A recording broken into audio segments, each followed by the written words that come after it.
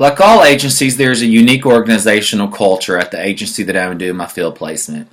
And what contributes to this is best described by Hyde in her 2003 article that we read this week. In the article, she discusses the intersection of values, attitudes, and beliefs of the society, the relevant institutional sectors, and the organization's founders and leaders that all contribute to an organization's culture.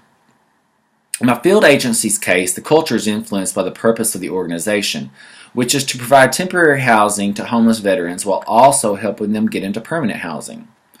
Because my field placement agency has a contract with the Veterans Administration to operate the Veterans Rehousing Program, the VA contributes and has an influence in the organizational culture of my field placement agency.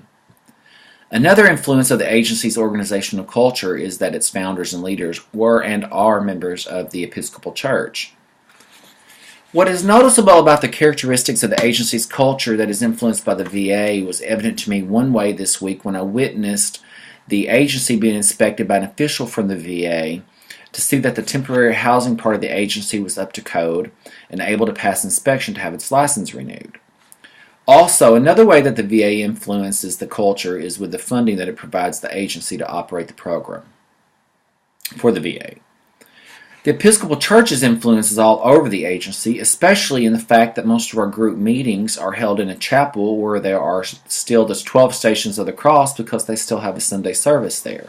And this chapel is attached to the temporary housing part of the agency. In our meetings, we do not pray to God, and He is not mentioned, but you do not forget where you are and who started it, and also helps with the additional cost of operating the agency when the funds from the VA cannot and do not cover. The VA's influence is supportive of the veterans and the agency in that it allows the agency to operate the program and selects the veterans for the program. The VA's influence can also be an impediment. And one way that it is an impediment after being supportive is in the way it selects the veterans for the program, but it also selects the veterans to discharge from the program, and will do that without being present at the agency.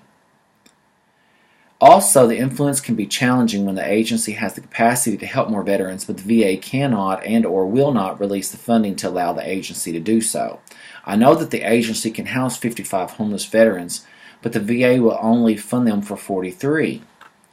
How the Episcopal Church can be supportive is by supplementing a lot of what the agency does financially after it runs out of the funds that have been allotted to them by the VA. The Episcopal Church does a lot for the veterans directly as well, such as providing meals, clothing, toiletries, and helping with furnishings for them when they move into their own homes.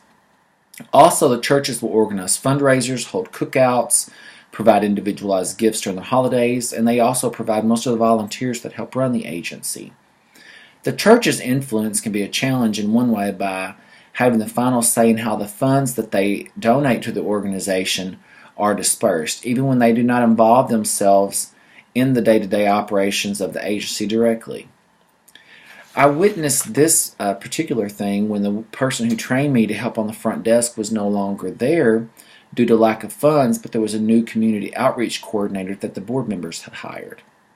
You can see how Hyde was correct in her article that an agency's organizational culture is unique because it is determined by the values and beliefs of its contributors.